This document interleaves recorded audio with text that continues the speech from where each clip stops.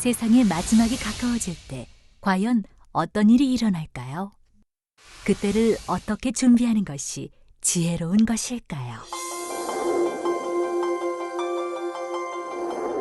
예수 그리스도의 계시라. 이는 하나님이 그에게 주사 반드시 속히 될 일을 그 종들에게 보이시려고 그 천사를 그 종 요한에게 보내어 지시하신 것이라.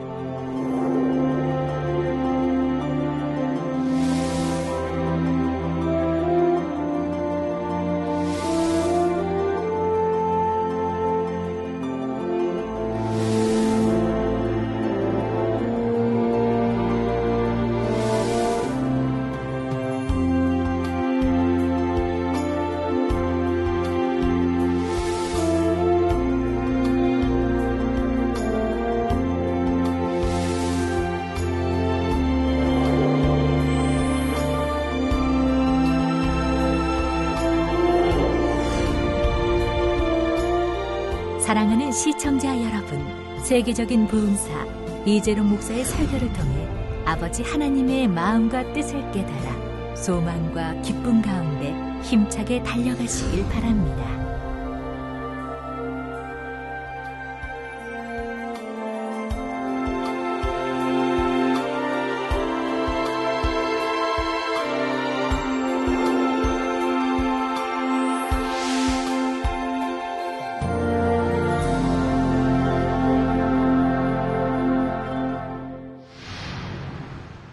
은혜 받으실 말씀은 요한계시록 1장 19절에서 2장 7절 말씀입니다.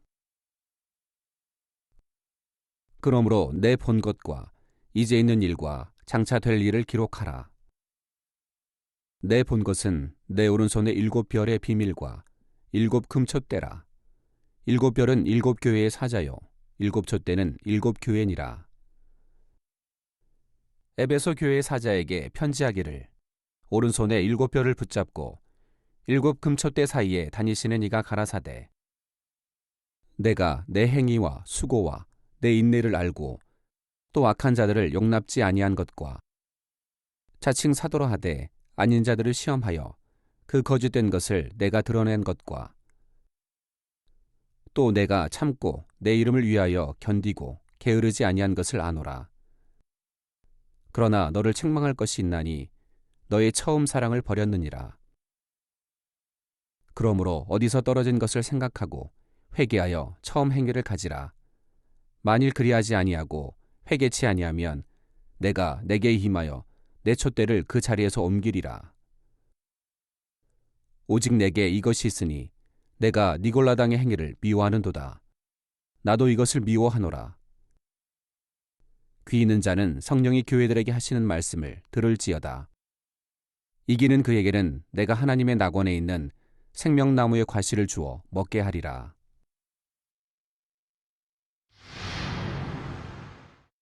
사랑하는 성도 여러분, 시청자 여러분, 이제 오늘부터는 주님께서 7교회에게 주시는 말씀에 대해 설명하도록 하겠습니다. 7교회는 주님의 이름으로 이 땅에 세워진 모든 교회들을 대표하는 것으로서 7교회에 주시는 말씀은 곧 마지막 심판날에 모든 교회들을 심판하는 기준이 된다는 사실입니다. 주님께서는 이처럼 중요한 말씀을 하시기에 앞서 먼저 오늘 본문 계시록 1장 19절에서 20절에 그러므로 내 본 것과 이제 있는 일과 장차 될 일을 기록하라. 내 본 것은 내 오른손의 7별의 비밀과 7금촛대라. 7별은 7교회의 사자요 7촛대는 7교회니라 말씀하십니다. 주님께서는 요한에게 내 본 것이라 하셨는데 이는 지금 요한이 환상 중에 보고 있는 것, 즉 계시록 1장의 내용을 의미하지요. 그 중에서도 요한은 지금 특별히 주님의 모습을 보고 있기 때문에 내 본 것이란 좀 더 정확히 말하자면 바로 주 예수 그리스도를 의미합니다. 또한 요한은 예수님의 제자로서 예수님과 3년간 함께하며 많은 것을 보았지요. 그때 보고 들으며 가르침 받은 모든 것이 다 내 본 것에 해당하며 요한은 그때 본 것이 있었기 때문에 주님에 대해 더 온전히 기록할 수가 있었던 것입니다. 다음으로 이제 있는 일이란 지금부터 주실 7교회에 대한 말씀이지요. 그러나 넓은 의미에서 이제 있는 일이란 주님께서 부활 승천하신 이후 지금까지 있었던 일들, 즉 현재 일어나고 있는 모든 일들까지도 의미합니다. 왜 그런 것일까요? 계시록 3장에 나오는 7교회에 대한 말씀은 단순히 그 당시에 있었던 7교회만 해당되는 말씀이 아니라 지금 현재까지 이 땅에 존재하는, 그리고 장차 주님께서 다시 오실 때까지 존재하게 될 모든 교회들에게 해당하는 말씀이라 했지요. 그러므로 7교회에 해당하는 이제 있는 일이 결국은 지금까지 각 시대마다 존재했고 현재에도 존재하는 모든 교회들에 있었던 일이 되는 것입니다. 마지막으로 장차 될 일이란 아직 이루어지지 않았지만 장차 반드시 될 일들, 즉 주님의 공중 재림과 7년 환란, 천년 왕국, 백보자 대심판, 그리고 최후에는 모든 영혼들이 천국과 지옥으로 나뉘어지게 되는 이 모든 일들을 말하는 것이지요. 바로 계시록 4장에서 22장까지 내용들을 말합니다.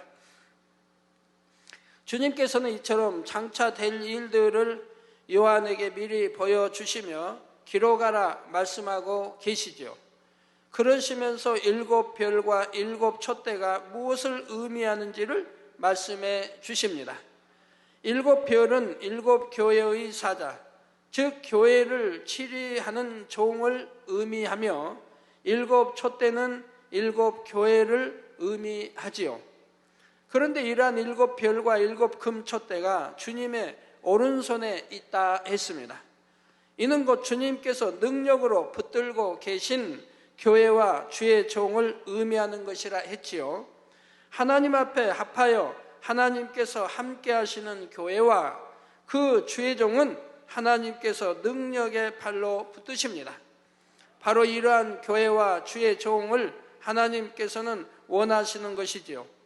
그들을 통해 하나님의 뜻을 선포하시고 또한 영광을 받으시는 것입니다.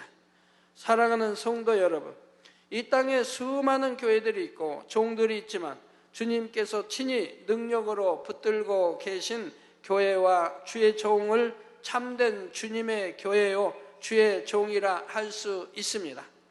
그리고 이렇게 주님께서 붙들고 계신 교회와 종은 주님께서 친히 함께 하시는 것이므로 이런 교회와 종을 판단하고 비난하는 것은 곧 주님을 판단하고 비난하는 것이 되지요. 더욱이 주님께서 붙들고 계신 종은 그 입술의 가르침이 곧 주님의 말씀이요 진리로서 그것이 바로 공의의 잣대가 됩니다. 하나님께서는 보장하시는 종을 통해 하나님의 뜻을 정확히 선포케 하심으로 이렇게 하나님의 보장하시는 종을 통해 증거된 말씀이 결국 마지막 날에 심판의 기준이 되는 것이지요. 오늘날에 이 땅에 수많은 교회들이 있고 각기 하나님의 말씀을 증거하는 종들이 있지만 그들의 모든 가르침이 다 진리는 아닙니다. 오직 하나님께서 인정하시고 보장하시는 참된 종을 통해 선포된 말씀이라야 그것이 진정 하나님의 뜻이며 정확한 심판의 기준이 될 수가 있지요. 또한 모든 교회들이 다 구원의 방주로서의 사명을 감당하는 것이 아니라 주님께서 붙들고 계시며 함께 하시는 교회여야만이 더더욱 이 마지막 때 구원의 방주로서의 사명을 감당할 수가 있습니다. 겉으로는 주님의 이름으로 세워진 교회이지만 정작 주님께서 함께 하실 수 없는 교회들이 얼마든지 있을 수 있기 때문이지요. 그러므로 마지막 심판날에는 여러분이 이 땅에서 어떻게 신앙생활을 했는지가 여러분 개개인의 심판의 척도가 될 뿐만 아니라 여러분이 어떤 교회, 어떤 재단에 속해 있었는지도 심판의 척도가 된다는 사실입니다. 물론 구원은 어디까지나 하나님과 여러분 개개인의 관계로 결정되는 것이지만 성도들이 어떤 재단에 속해서 신앙생활을 했고 어떤 주의 종을 머리로 섬겼느냐 하는 것이 결국은 그들의 개인적인 신앙에 매우 중요한 영향을 주기 때문이지요. 예를 들어 어떤 사람은 진리를 잘 모르는 상태에서 자신이 다니는 교회의 주의 종이 다른 교회나 다른 주의 종을 판단하고 정죄하는 것을 들었을 때 자신도 그대로 판단, 정죄해버리는 경우가 있습니다. 이런 경우는 비록 어떤 악의가 있어서 그렇게 행한 것은 아니었다 해도 마지막 심판날에 그 행함에 대해 결코 그냥 넘어갈 수 있는 것이 아니죠. 그렇다면 악의가 있어 하지 않았다 해도 하나님이 보실 때는 악한 거죠. 왜? 성경에는 분명히 하나님이 아무도 판단하지 마라, 정죄하지 마라, 수군거리지 마라, 하나님만이 중심을 보신다라고 수없이 이런저런 말씀을 가리키고 있다 이 말입니다. 그러나 그들이 내가 몰라서 그랬다고 할 수 있습니까? 하나님 말씀이 있는데도 하나님 말씀을 불순종하고 하나님 말씀을 짓밟아 버린 거 아닙니까?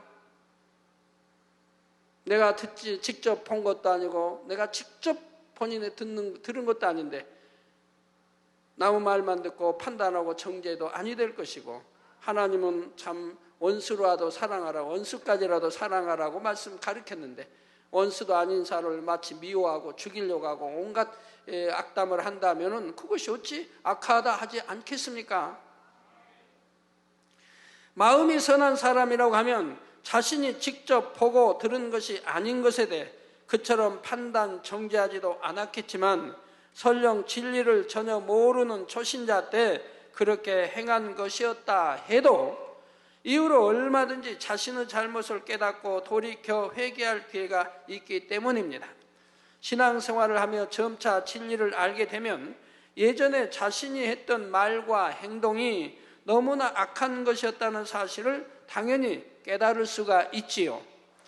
그때라도 예전의 잘못을 회개하면 될 텐데 그렇지 않고 끝까지 회개하지 않은 채로 마지막 심판날에 백보자 앞에 서게 되었다면 그때는 단지 예전에 제가 진리를 잘 몰라서 그랬습니다 라고 하는 이 한마디 말로 넘어갈 수 있는 것이 아닙니다. 그러니까 여러분들이 이제 죄도 두 가지로 나누어지죠. 사망에 이르는 죄가 있고 사망에 이르지 않는 죄가 있다. 성경 구약 신약에 많이 나오죠. 그럼 사망에 이르는 죄는 절대 지어서는 안 된다고 제가 누누이 여러분들에게 강조합니다. 그런 사망에 이르는 죄는 뭔가? 그래서 늘 성경을 통해 가르쳤고 그런 죄는 짓지 말라고 말씀하죠. 그러면 사망에 이르지 아니하는 죄는 심판을 안 받습니까? 반드시 심판을 받습니다. 그럼 어떻게 해야 심판을 안 받습니까? 바로 여러분들이 회개하고 돌이키는 것은 심판받지 않는다 이 말입니다. 회개를 하면 하나님이 통해서 서가 먼 것 같이 기억지도 아니하신다 했습니다. 그러나 회개하지 않고 넘어간 것은 반드시 심판날에 심판을 받는다 이 말이에요. 그래서 저도 어떤 분에게 자꾸 죄를 많이 짓기에 그런 말을 해주죠. 반드시 회개하고 돌이켜야 한다고, 회개해야 된다고. 그래도 회개하지 않고 죄를 많이 쌓아가는 사람을 보게 돼요. 마태복음 12장 36절에 내가 너에게 이르노니 사람이 무슨 무익한 말을 하든지 뭐 가볍게 넘길 별 대수롭게 여기지 않는 말이라 할지라도 무슨 무익한 말을 하든지 심판날에 이에 대하여 신문을 받으리니 하신 말씀대로 반드시 신문을 받게 된다는 사실입니다. 그러니 이 땅에서 신앙생활하는 동안에 어떤 재단과 교회에 속해서 신앙생활을 하고 어떤 주의 종을 머리로 삼아 가르침을 받느냐 하는 것이 얼마나 중요한지를 깨달아야 하지요. 내가 죄를 짓고 죄를 쌓고 해도 그거 하나 깨우쳐 주지 않고 버리게 하지 않고 지적하지 않고 그리고 나간다고 한다면 심판날에 어찌할 겁니까? 낱낱이 거기에 대한 심판을 받을 텐데요. 그 선택 여하에 따라 영원히 잘되며 더 좋은 천국을 침노에 들어갈 수도 있고 반대로 소경된 인도자의 이끌림을 따라가다가 함께 구덩이에 빠질 수도 있기 때문입니다. 성도 여러분, 신앙이란 디모데후서 2장 5절에 경계하는 자가 법대로 경계하지 아니하면 면류관을 얻지 못할 것이라 말씀한 대로 어디까지나 개인적인 것이고 마지막 날의 심판도 개인적으로 이루어지지만 단체 점수 또는 단체 경기라는 것도 있듯이 신앙 안에서도 그와 비슷한 것이 있습니다. 여러분이 어떤 재단에서 신앙생활했고 또 누가 그 재단의 머리였는가 하는 것이 여러분 개개인의 심판에 있어서도 잣대가 된다는 말이지요. 마지막 심판날에는 개개인뿐만 아니라 교회에 대한 심판도 있게 되는데 이때 여러분이 속해 있던 교회가 하나님 앞에 어떤 평가를 받느냐에 따라 여러분에게 득이 될 수도 있고 그 반대가 될 수도 있다는 사실입니다. 예수 그리스도의 이름으로 세워진 교회와 재단이라고 하면 당연히 말씀에 따라 심판이 있게 되지요. 그 심판의 기준이 되는 말씀이 바로 7 교회에 주신 말씀인 것이고요. 또한 교회와 재단의 머리된 주의 종이었다면 그는 자신의 개인적인 신앙에 대한 심판은 물론이고 머리된 목자로서의 심판도 받게 됩니다. 주님의 이름으로 맡겨진 교회와 양떼를 과연 어떻게 치리했는가에 따라 엄정한 심판이 있게 되지요. 예수 그리스도의 이름으로 세워진 교회의 머리로서 당연히 주님의 뜻에 따라 교회와 양떼를 치리해야 하는데 만약 그렇지 못했다면 그에게 임할 심판을 견디기 쉽지 않다는 사실입니다. 더욱이 예수 그리스도의 이름으로 세운 교회가 하나님의 영광을 가리고 거짓되게 행했다면 정확한 공의에 따라 반드시 심판을 받게 되지요. 적당히 대충 심판이 이루어지는 것이 아니라 하나님의 말씀에 비추어 너무도 정확하고 분명하게 심판이 이루어집니다. 이게 신앙생활 대충 하는 게 아니에요. 하나님 말씀을 구약이나 신약이나 잘 상고해 보세요. 허리라도 남김없이 갚아져요. 내가 말 한마디 했어도 땅에 떨어지지 않아요. 반드시 심판을 받게 돼요. 그런 걸 두려워하지 않고 신앙생활을 한다면 하나님을 우습게 보는 거 아닙니까? 하나님을 망령되 일컬을 것이고요. 그러니까 하나님의 이름으로 어떤 사람 주님의 이름으로 함부로 하나님의 말씀이 그냥 해대는 사람도 있지 않습니까? 그 점점 심해다 보면 이제 사단에 사로잡히고 거짓말이 예사로 나오게 되지요. 하나님 말씀으로 할 때는 반드시 증거가 따라야 됩니다.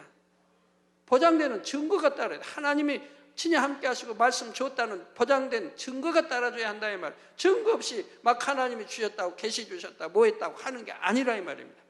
거기는 증거가 따라야죠. 믿을 만한 증거가 따라줘야 하는 거죠.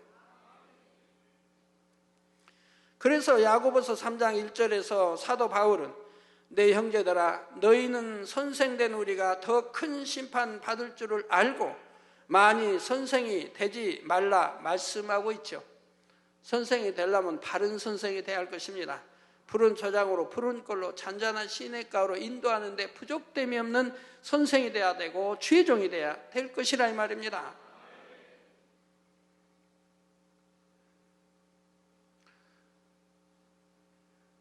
아직도 육을 벗지 못하고 아직도 육을 좋아하고 육을 쫓아 살고 그러면 성도 앞에는 말씀대로 살아라 기도하라 가르친다고 하면 성도들이 어떻게 따를 수 있겠느냐 이 말입니다. 마태복음 18장 6절에 보면 누구든지 나를 믿는 이 소자 중 하나를 실족케 하면 차라리 연자 맷돌을 그 목에 달리우고 깊은 바다에 빠뜨리우는 것이 나으니라 하셨는데 하물며 교회의 머리가 되어서 많은 영혼들까지 함께 사마길로 이끌었다면 그 심판의 형벌이 얼마나 크겠습니까? 반면에 머리된 주의 종으로서 자신에게 맡겨진 양떼들을 푸른 초장과 쉴만한 물가로 인도하며 결국 좋은 천국으로 인도해 갔다면 그에게는 놀라운 상급과 영광이 주어지지요. 주님의 오른손에 있는 7별의 비밀과 7금 촛대라는 말씀에는 바로 이러한 여러 가지 의미들이 담겨 있는 것입니다. 그러면 이제부터는 본격적으로 7교회에 대한 말씀을 살펴보도록 하겠습니다. 성도 여러분, 7교회에 주시는 말씀 안에는 신구약에 있는 말씀을 종합하여 과연 어떤 교회가 주님의 칭찬을 받으며 반대로 어떤 교회가 주님의 책망을 받는지가 잘 담겨져 있습니다. 그리고 이 말씀들을 잘 들으면 지금 자신의 교회가 어떤 부류에 속하는지 깨달을 수가 있지요. 또한 7교회에 대한 말씀은 하나님을 믿는 모든 성도 개개인의 신앙 상태를 점검하고 신앙을 바로 세우기 위해 필요한 신앙생활의 길잡이라 할 수가 있습니다. 여러분이 교회 다니면서 바른 신앙생활을 하고 있는가? 내가 바르게 가르치고 있는가? 양떼들을 바르게 인도하고 있는가? 또 내가 바른 신앙생활을 바른 꼴을 먹고 하고 있는가? 다 점검할 수가 있게 되는 것이지요. 하지만 주님께서 이처럼 7교회에 대한 말씀을 통해 아무리 칭찬받는 교회가 될 수 있는 길을 밝히 제시해 주셨다 해도 여러분 스스로가 어떤 선택을 하느냐에 따라 결과는 전혀 달라질 수가 있다는 사실입니다. 따라서 여러분은 앞으로 증거되는 말씀들을 잘 듣고 정녕 마음의 양식 삼을 수 있기를 바랍니다.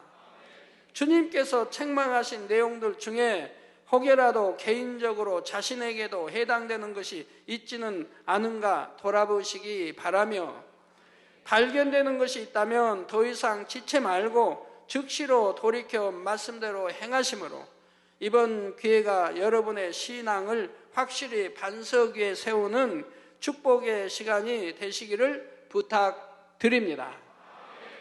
또한 이 말씀을 듣는 모든 교회들과 주의 종들도 마지막 날에는 반드시 교회와 그 교회의 머리에 대한 정확한 심판이 있음을 깨달으셔서 그날에 주님 앞에 칭찬받는 교회와 주의 종들로 온전히 변화되어 나오시기를 주님의 이름으로 축원합니다. 우리 주의 종님들이 잘못 가르쳤을 때 양떼가 실족당하고 믿음이 떨어지고 은혜가 떨어지고 그리고 실족당한다고 하면 거기에 대해 반드시 심판 날에 거기에 대해서 이제 심판 있지 않겠습니까?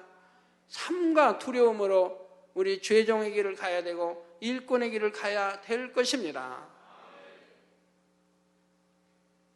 어떻게든 성도들을 영원히 잘 되게 해줘야 되고 믿음과 생명이 있어 충만함으로 천국과 더 천국을 열심히 침노에 들어가 좋은 새 예루살렘에 꼭 들어갈 수 있도록 인도를 해줘야 할 것이라 이 말입니다. 그런 종이 돼야 할 것이라 이 말이에요. 푸른 초자고 양떼들을 푸른 꼴로 잔잔한 시냇가로 인도는 부족됨이 없는 종들이 되어야 할 것이라 이 말입니다. 하나님 말씀은 혼양 및 관절, 골수를 쪼갤 수 있는 이런 권세, 능력 있는 말씀 아닙니까? 그래서 변화시켜야죠. 그래서 천국 새우사람을 소망 삼고 열심히 천국을 침노에 들어가도록 인도해야 하지 않겠습니까? 성도 여러분, 본문 계시록 2장 1절을 보면 에베소 교회의 사자에게 편지하기를 7손에 7별을 붙잡고 7금 촛대 사이에 다니시는 이가 가라사대 했습니다. 여기서 에베소 교회의 사자란 에베소 교회를 치리하고 있는 목자를 의미하지요. 그리고 에베소 교회의 사자에게 편지를 보내신 분은 바로 주님이십니다. 그런데 주님에 대해 표현하기를 오른손에 7별을 붙잡고 7금 촛대 사이에 다니시는 이라 했지요. 이는 앞에서도 말씀드렸지만 간단히 말해서 주님의 이름으로 세워졌고 주님께서 친히 능력으로 붙들고 계신 교회와 주의 종들이 바로 정확한 공의의 잣대가 되어진다는 의미입니다. 그러므로 마지막 날에 주의 이름으로 세워진 교회들과 주의 이름으로 행했다고 하는 모든 일들에 대해 공의 가운데 심판이 이루어질 때 바로 주님께서 세우시고 포장하신 교회와 주의 종들이 심판의 기준이 되어진다는 사실입니다. 그러므로 주님의 오른손에 붙들린 7교회란 처음으로 세워진 초대교회로부터 시작해서 장차 주님께서 재림하실 때까지 세워지는 모든 교회들 가운데서 주님 앞에 합당한 교회들을 총칭하는 의미이지요. 이러한 교회들은 하나님의 말씀 안에 살아가므로 늘 성령이 충만하고 사랑이 넘치며 하나님께서 함께 하시는 역사가 나타납니다. 이 땅에 존재하는 모든 교회들이 바로 이러한 교회가 되어야 하는 것이며, 교회를 담당하는 머리된 주의 종들 역시 주님의 능력의 오른손에 붙잡힌 바가 되어야 하지요. 주인 되시는 아버지 하나님께서 친히 주관하시고 인도에 가실 수 있는 그러한 종들이 되어야 하는 것입니다. 그리고 이렇게 하나님께서 인정하시는 종이 되면 그는 하나님께서 친히 보장하시지요. 그래서 만약 이러한 주의 종들을 헐뜯거나 시시비비하고 판단하게 되면 그것이 곧 우리 주님에 대한 것임을 알아야 합니다. 또한 주님께서 7 금촛대 사이를 다니신다 했는데 7 금촛대란 바로 7 교회이고, 촛대 안에 있는 초는 성도를 의미하지요. 초의 불이 켜짐으로 어두움을 비추는 것과 같이 하나님을 믿는 성도들의 모임인 교회가 성령 충만하고 진리 안에 살아갈 때 빛을 발하게 됩니다. 참 믿음을 소유한 성도라면 하나님의 말씀대로 빛 가운데 살아가므로 이러한 성도들이 함께하는 교회를 통해 수많은 사람들이 어둠에서 빛으로 나와 구원에 이를 수가 있는 것이지요. 주님께서 바로 이러한 교회들을 찾으시기 위해 지금도 불꽃 같은 눈동자로 두루 운행하시며 모든 교회들을 감찰하고 계신다는 사실입니다. 사랑하는 성도 여러분, 7 교회에 주시는 말씀은 시공을 초월하여 이 땅에 존재하는 모든 교회들에게 해당하는 말씀이기 때문에 7 교회 각각에 해당하는 모델을 지금 존재하는 교회들 중에서 찾아볼 수가 있습니다. 그렇다면 오늘날 존재하는 교회들 중에서 에베소 교회에 해당하는 모델은 어느 교회일까요? 지금부터 본문을 하나하나 살펴볼 때 과연 어떤 교회가 에베소 교회와 같은 유형에 해당하는지 진리로 잘 분별해 보시기를 바랍니다. 그렇다 하여 어느 교회구나 판단하지 마시고 혹여 여러분이 섬기는 교회는 에베소 교회와 같은 모습은 없는지, 또한 여러분 자신에게는 그러한 모습이 없는지를 돌아보는 은혜의 시간이 되시기를 바랍니다. 먼저 주님께서는 에베소 교회의 칭찬에 해당하는 말씀을 주십니다. 2절 3절에 내가 내 행위와 수고와 내 인내를 알고 또 악한 자들을 용납지 아니한 것과 자칭 사도라 하되 아닌 자들을 시험하여 그 거짓된 것을 내가 드러낸 것과 또 내가 참고 내 이름을 위하여 견디고 게으르지 아니한 것을 아노라 하셨지요. 첫째로 진리대로 행하고자 수고하고 인내했다 하십니다. 에베소 교회의 목자와 성도들은 진리에 입에된 것들을 하나하나 버리면서 하나님의 말씀 안에 살아가기 위해 힘썼지요. 자, 여러분 개개인은 어떻습니까? 여러분도 그렇게 신앙생활하고 계시죠? 하나님의 말씀을 살펴보면 하라, 하지 말라, 지키라, 버리라 이렇게 크게 4가지 유형이 있습니다. 구약 신약을 쭉 보시면요, 하라, 뭐 하라고? 전도하라, 기도하라. 하라는 말씀이 많이 나오죠. 하라는 것은 하면 됩니다.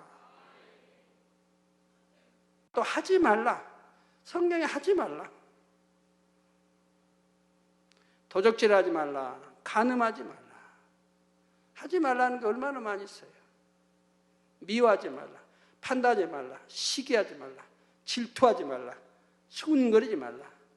좀 많습니까? 간음하지 말라. 이게 하지 말라는 건 안 해야 된다 이 말입니다. 그게 뭐에 어렵습니까? 너무 쉽잖아요. 하나님 말씀대로 산다는 게 너무 쉽잖아요. 하지 말라면 안 하면 되고, 하라면 하면 되고, 그리고 지키라면 지키면 되고, 계명을 지켜라, 안식일을 지켜라. 얼마나 쉬워요. 지키면 되는 건데.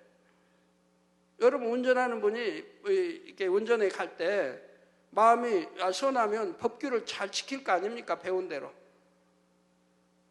지키면 얼마나 좋아요. 지키면 뭐 경찰 눈치 안 봐도 되고, 어디 뭐 감시 카메라 어디 있나 살피지 않아도 되고, 또 안전운행 할 수 있고. 사고라면 뭐 늘 당합니까? 일생에 한 번 당해도 문제인 거죠. 한두 번 당해도 문제 아닙니까? 그러니까 항상 안전하게 운전하고 법규를 지켜서 이렇게 하면 좋은데, 안 지키니까 실수와 사고가 나지요. 그래서 하나님 말씀 지키라는 거 지키면 된다 이 말. 나라의 법도 지키라 했으니까 지키면 된다 이 말이에요. 크든 적든 지키라고. 그렇게 제가 강조해도 또 세월이 지나고 보면 또 지키지 않은 것이 터져나오기도 하고, 그걸로 인해 또 문제가 생기고,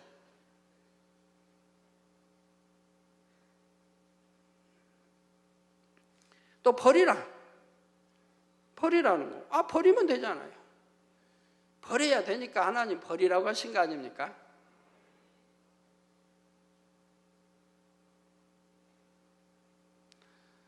죄는 피 흘리까 싸워 버리라. 히브리서인들은 피 흘리까 싸워 버리라는 거예요. 죄는 악은 모양이라도 버리라. 악은 모양이라도 버리라. 버리라는 거 버리면 얼마나 좋습니까? 이렇게 말씀대로 지켜 행하면 결국은 영으로 들어가고 우리 주님 닮아가고 하나님 사랑받고. 그래서 내 사랑하는 아들아, 내 사랑하는 딸이라는 말을 들을 수 있지 않겠습니까? 다 버렸을 때, 하지 말라, 하지 않을 때, 지키라는 거 지킬 때, 하라는 거 할 때, 내 사랑하는 아들아, 내 사랑하는 딸이란 말을 들을 수 있을 것이라 이 말입니다.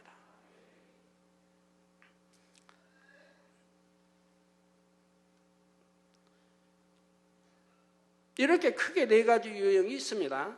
그리고 이 각각에 해당하는 말씀들이 성경 곳곳에 나오지요.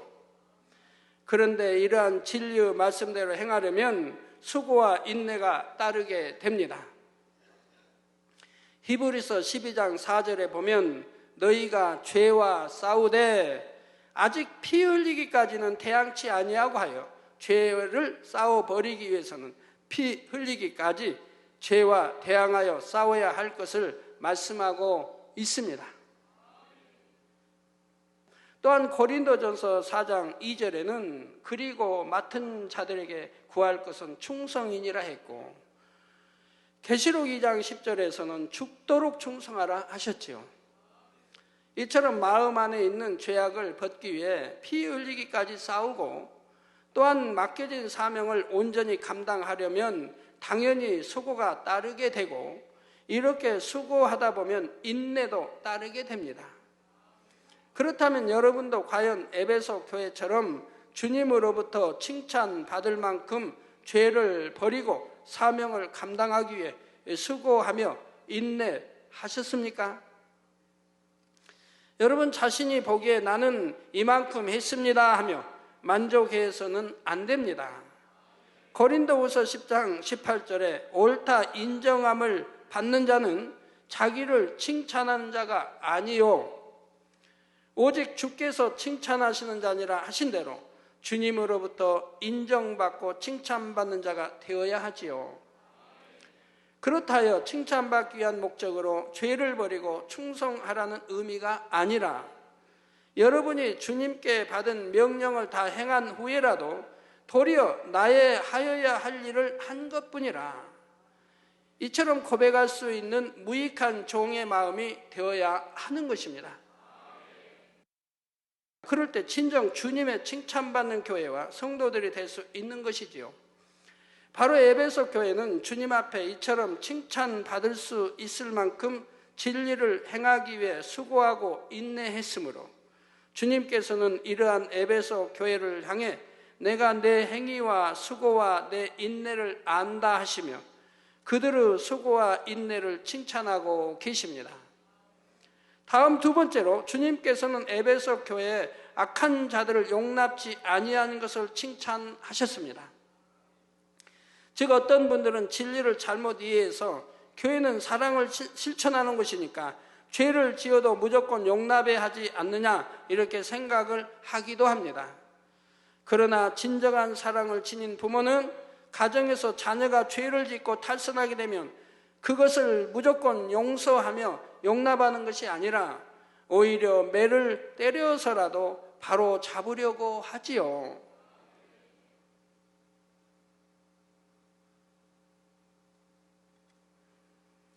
이는 주 안에서도 마찬가지입니다. 물론 주 안에서는 70번에 7번까지라도 용서하며 어찌하든 참고 인내하여 상대가 진리로 변화되기를 기다려 주어야 하지요. 그렇다고 이 말이 번연히 상대가 사망으로 가고 있는 것을 알면서도 그대로 놔두라는 의미는 결코 아닙니다. 마태복음 18장 15절에서 17절에 보면 내 형제가 죄를 범하거든 가서 너와 그 사람과만 상대하여 권고하라. 만일 들으면 내가 내 형제를 얻은 것이요 만일 듣지 않거든 한두 사람을 데리고 가서 두세 증인의 입으로 말마다 증참케 하라. 만일 그들의 말도 듣지 않거든 교회에 말하고 교회의 말도 듣지 않거든 이방인과 세리와 같이 여기라 말씀하고 있지요. 상대의 허물을 덮어주며 어찌하든 용서하고 품기 위해 노력해야 하지만 그럼에도 불구하고 계속해서 돌이키지 않으며 교회의 말까지도 듣지 않는다면 그런 사람은 이방인과 세리같이 여기라 하십니다. 이는 사랑이나 긍휼이 없어서가 아니라 그런 사람을 무조건 용납하며 계속 두었다가는 자칫 다른 사람들까지 범죄에 물들어가므로 교회 전체에 악영향을 줄 수 있기 때문이지요. 사택의 지하실에 우리 학생 하나가 회개하러 왔는데 정말 부모들은 그만 교회 여러분이 다 아는 부모예요. 그리고 회개하러 온 그 학생도 단에도 여러 번 서서 뭐 찬양도 여러 번 했던 그런 학생이에요. 여러분도 다 아는 학생이에요. 똘똘해서 뭐 멘토도 여러 번 하고 여러 번 하는 또 여러 번 할 때는 학생부 이렇게 초등학교도 할 때는 꼭 그 앞장서서 했던데 오늘 회개하러 왔는데 보니까 깜짝 놀랐어요. 예배 시간에 전화로 오라고 전화기 핸드폰으로 예배 시간에 오라고 하고 금요차례 예배 시간에 오라고 하고 금요차례하는 게 아니고 금요차례에 다 철회하는데 오라고 핸드폰으로 하고 요즘은 뭐 또 핸드폰이 뭐 영화도 본대죠. 그렇게 착하던 학생이 어떻게 그렇게 됐습니까? 다른 물들은 다른 학생은 그러한 것을 보고 배우지 않습니까? 배워지게 된다 이 말이에요. 하나 때문에 둘 전념되고 둘이 4명이 되고 전념돼 나간다 이 말입니다. 오히려 진리로 변화되는 이렇게 변화돼야 되는데 반대로 전념돼 나가 악의 물에 악에 빠지고 그러니까 그런 일이 없어야 된다 이 말이에요. 내가 나쁜 행동함으로 다른 사람이 배워오니까 그래서 같이 물들어가니까 같이 사망의 길로 가니까 예배 시간에 신령과 진정을 예배해야 되는데 예배 시간에 핸드폰하고 문자 보내고 문자 받고 그리고 그 핸드폰으로 오라고 하고 있다면 그가 믿는 자입니까? 전혀 믿지 않는 것이고 하나님 얼굴에 침 뱉고 있는 거죠. 구원과는 거리가 멀죠. 우리 주회장님들 늘 가르쳐도 양떼들에게 문자 메시지 보내고 팬적이 하고 그래갖고 편지들이 온다 이 말을 저에게도.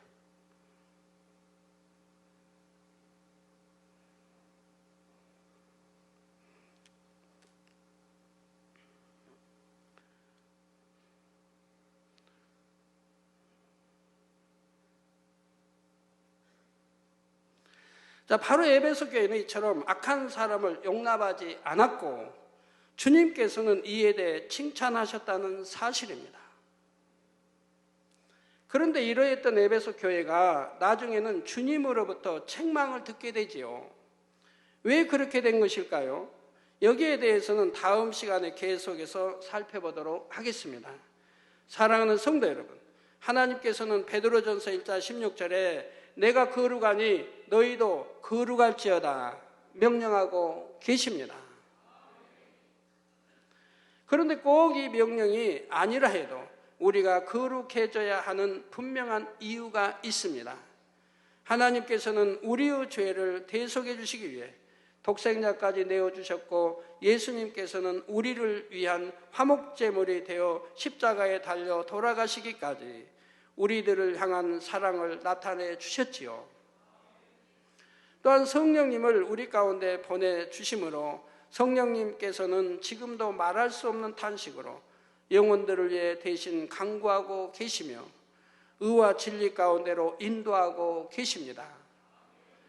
바로 이러한 하나님의 사랑을 안다면 결코 더 이상 어둠 가운데 살아서는 안 되지요. 또한 거룩한 하나님의 자녀들이 모인 교회 역시 당연히 진리의 거룩함 가운데 있어야 합니다. 그러니 주님의 몸된 교회 안에 결코 악을 용납해서는 안 되지요. 뉴스에 여러 번 나오더라고요. 학교에서 폐병입니까? 폐병인지 폐렴인지 수십 명이 한꺼번에 막 걸려가지고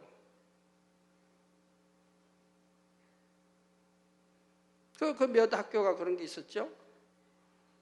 와, 이렇게 폐렴도 폐병도 많은지.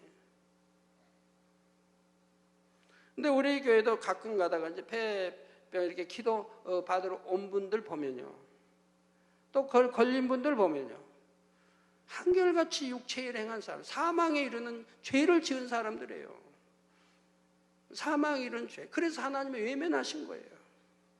그래서 병이 오지. 그렇지 않으면 병이 올 리가 없는 거예요. 이 재단 하나님이 항상 지켜주시니까. 요한일서에 말했잖아요. 너희가 책망할 것이 내 안에 책망할 것이 없으면 무엇이든지 하나님께 구하라 다 주신다. 악한 자가 너를 만지지도 못한다고 했잖아요. 악한 자가 만지지도 못하니 원수만 어떠한 질병 균도 틈탈 수가 없다 이 말입니다. 출애굽기에 말씀한 대로 애굽에 내리는 어떠한 재앙도 어떠한 질병도 하나님 말씀대로 지켜 행하고 살면은 내리지 않는다. 여호와는 치료하는 여호와로, 즉 우리 하나님 아버지는 치료하시는 분이라 이 말입니다. 근데 육체 사망길로 가는 죄를 범하니까 하나님이 외면하시게 되고 결국은 이런 저주들이 임하게 되는 거죠. 이렇게 단에서 아무리 가르쳐도 이제는 깨우쳐서 그러지 말아야 되는데도 또 죄를 짓고 이제는 하다 그리고 믿음이 없으니 병원 와서 치료받고 하다 이제 결국은 안 되니까 저한테 와서 회개한다 이 말입니다. 회개도 아주 다 털어놓고 아주 끝까지 근본까지 다 회개하면 그리고 기도받으면 될 텐데 항상 깔아놔요. 다 하는 게 아니고 극히 일부만 하고 그리고 깔아요. 그리고는 기도받으니 하나님 역사하지 않아요. 아예 죄를 짓지 마시든가 사망에 이른 죄는 짓지 마시라 이 말입니다. 사망에 이른 죄가 아니라면 사랑하는 하나님의 자녀들을 하나님이 지켜주시지 그런 독한 그런 병으로 걸리게 하지 않으신다 이 말입니다. 저는 무수의 성도를 대해봤지만 항상 그래왔다 이 말이에요. 여러분들이 말씀대로 살 때는 아이들부터 해서 여러분 가족 전체가 몇 년이 돼도 5년, 10년이 돼도 병원 한 번 가지 않고 약 한 번 먹지 않고 여러분이 신앙생활할 거 있지 않습니까? 하나님 말씀은 절대적이라 이 말이에요.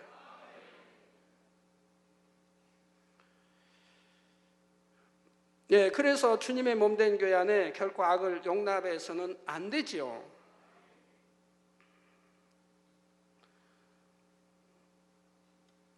그런데 오늘날 현실을 보면 교회 안에서 악을 행하는 일이 있어도 그것을 책망하고 다스리는 것이 아니라 오히려 쉬쉬하며 용납하는 경우가 많습니다. 혹여 성도들이 죄를 지적받으면 교회를 떠나 부흥의 지장을 초래할까 염려하거나 또는 부와 권세와 타협하다 보니 죄를 용납하게 되는 것이지요. 그러나 교회의 역할이 무엇입니까? 구원받은 하나님의 자녀들이 더 이상 죄 가운데 거하지 않고 어둠에서 나와 진리 가운데 살아가도록 가르치는 것입니다. 한 영혼이라도 더 천국으로 인도하는 것이지요. 그러므로 하나님의 뜻이 아니요 하나님 앞에 죄가 되고 사망으로 가는 일이라면 단호히 지적하고 가르쳐서 돌이키게 해야 합니다. 그렇다 하여 단에서 말씀으로 찌르고 치라는 뜻이 아니죠. 우리 주회종님들 단에서 누구 치고 찌르는 일은 결코 해서는 안 됩니다. 단이 그런 것이 아니에요. 하나님 말씀 선포하고 하나님 말씀 가리키는 거죠. 단에서 누구를 찌르고 치는 일은 없어야 된다 이 말입니다. 내가 단에서 여러분 누구 이름 하나 거론합니까?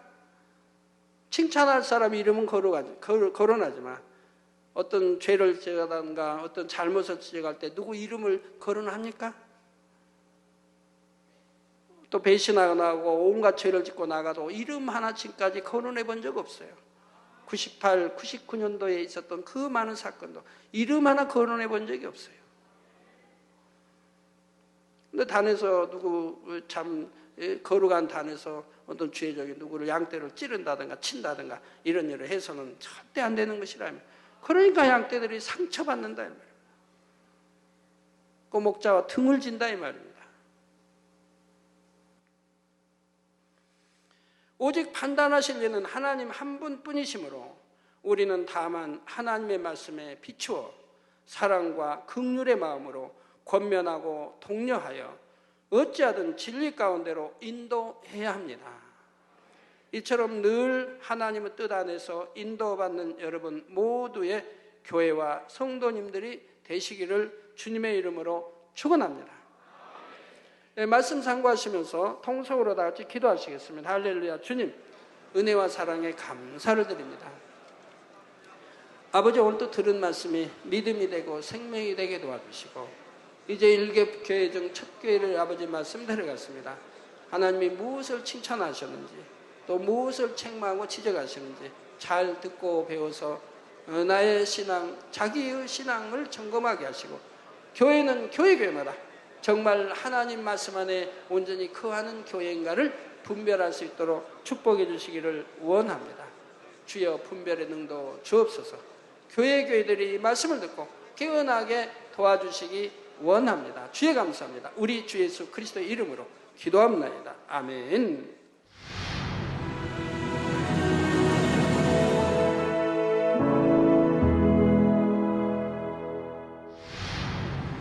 할렐루야. 전능하신 사랑의 아버지 하나님, 이 시간 기도 받는 모든 성도님들 위해 안수하여 주옵소서. GCN 방송 시청자들이 인터넷과 화상을 통해 기도받는 지교회와 지성전 그리고 전세계 하나님의 자녀들 위에도 시공간을 초월하여 역사하여 주시기를 원합니다. 믿어지는 믿음을 주시고 부정적인 생각과 의심의 세력을 물리쳐 주옵시며 모든 시험 환난도 물리쳐 주옵소서. 머리부터 발끝까지 오장육부 뼈 마디마디 온몸의 신경 조직 세포 등 아픈 곳마다 성령의 불로 태우시고 근본의 빛으로 역사하여 주옵소서. 예수 그리스도의 이름으로 명하노니 원수마귀 사단 모든 질병 균 연약함아 물러가라. 빛이 임하라. 모든 불치 난치병도 성령의 불로 태워 깨끗하게 역사하여 주옵소서. 말라리아를 비롯한 모든 풍토병도 물리쳐 주옵소서. 깨끗함을 입을지어다. 감기, 기침, 열, 몸살, 독감 등 각종 유행성 질병도 다 물러가라. 어떠한 유행성 질병 균도 틈타지 않게 지켜 주옵소서. 위암, 폐암, 간암, 유방암, 자궁암, 대장암, 피부암 등 각종 암과 에이즈, 백혈병, 뇌졸중, 고혈압, 저혈압, 심장병, 폐병, 위장병, 당뇨, 부인병, 피부병, 갑상선 질환과 모든 염증도 깨끗게 하여 주옵소서. 소아마비, 중풍, 관절염, 디스크도 온전케 하여 주옵소서. 요통, 두통, 신경통을 비롯한 모든 통증은 사라질지어다. 간질, 자폐증, 우울증, 조울증, 노이로제 등 모든 정신질환도 물러가라. 모든 마비된 것도 풀어지고 일어나 걷고 뛸지어다. 눈도 잘 보이게 하옵시고 귀도 잘 들리게 하여 주옵소서. 소경은 눈을 뜨고 기머거리는 들으며 벙어리는 말할지어다. 각종 사고 후유증도 깨끗게 하시고 부러진 뼈도 붙여 주옵소서. 화상 입은 것도 온전케 하옵소서. 화기야 물러가라. 열도 물러가라. 아버지 흉터도 나지 않게 역사해 주시기를 원합니다. 마약을 비롯하여 각종 약물과 독극물 중독도 깨끗함을 입을지어다. 죽은 신경과 세포가 살아나며 죽은 자도 살아나게 하여 주옵소서. 잉태의 축복도 주시기를 원합니다. 잉태 축복을 받으라. 예수 그리스도의 이름으로 명하느니 원수마귀 사단아 하늘 공중 곳에 잡은 악의 영들아 물러가라. 그의 사자들도 물러갈지니라. 이 땅의 악한 영, 더러운 영, 거짓되고 간사한 영, 이간질하고 미혹하는 모든 어둠들은 물러가라.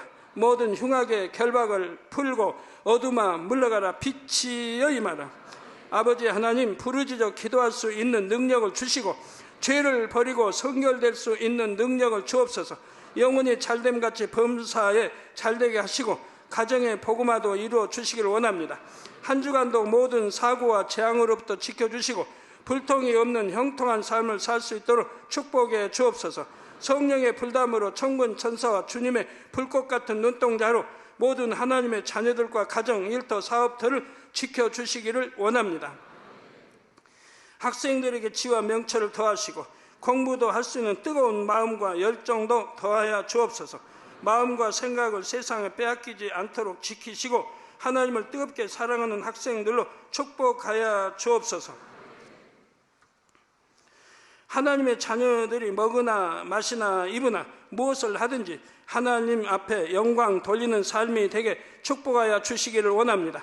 나는 하나님을 만났노라, 체험했노라, 응답 받았노라, 축복 받았노라, 간증하는 입술이 되게 역사하여 주옵소서. 아버지 하나님 감사합니다. 홀로 영광 받으옵소서. 우리 주 예수 그리스도의 이름으로 기도하옵나이다. 아멘.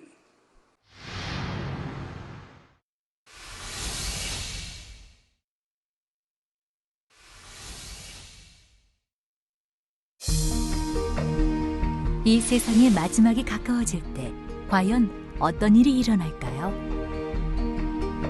그때를 어떻게 준비하는 것이 지혜로운 것일까요? 요한계시록에 그 해답이 담겨 있습니다. 마지막 때를 깨어 준비하며 신부단장할 수 있도록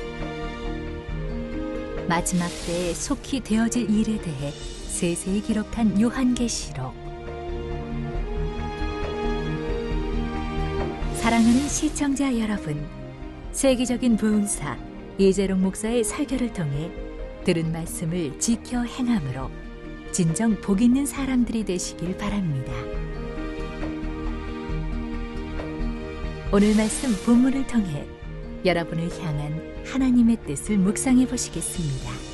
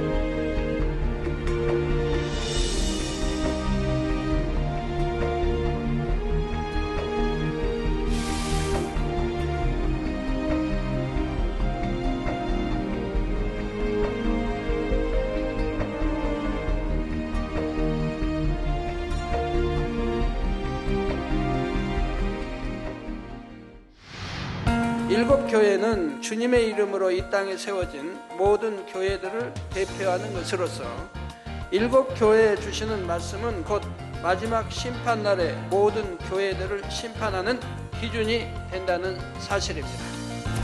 일곱 별은 일곱 교회의 사자, 즉 교회를 치리하는 종을 의미하며 일곱 촛대는 일곱 교회를 의미하지요. 또한 일곱 교회에 대한 말씀은 하나님을 믿는 모든 성도 개개인의 신앙 상태를 점검하고 신앙을 바로 세우기 위해 필요한 신앙생활의 길잡이라 할 수가 있습니다. 그러므로 주님의 오른손에 붙들린 일곱 교회란 처음으로 세워진 초대교회로부터 시작해서 장차 주님께서 재림하실 때까지 세워지는 모든 교회들 가운데서 주님 앞에 합당한 교회들을 총칭하는 의미이지요. 바로 에베소 교회는 주님 앞에 이처럼 칭찬받을 수 있을 만큼 진리를 행하기 위해 수고하고 인내했으므로 주님께서는 이러한 에베소 교회를 향해 내가 내 행위와 수고와 내 인내를 안다 하시며 그들의 수고와 인내를 칭찬하고 계십니다. 상대의 허물을 덮어주며 어찌하든 용서하고 품기 위해 노력해야 하지만 그럼에도 불구하고 계속해서 돌이키지 않으며 교회의 말까지도 듣지 않는다면 그런 사람은 이방인과 세리같이 여기라 하십니다. 그런데 오늘날 현실을 보면 교회 안에서 악을 행하는 일이 있어도 그것을 책망하고 다스리는 것이 아니라 오히려 쉬쉬하며 용납하는 경우가 많습니다. 그러나 교회의 역할이 무엇입니까? 구원받은 하나님의 자녀들이 더 이상 죄 가운데 거하지 않고 어둠에서 나와 진리 가운데 살아가도록 가르치는 것입니다.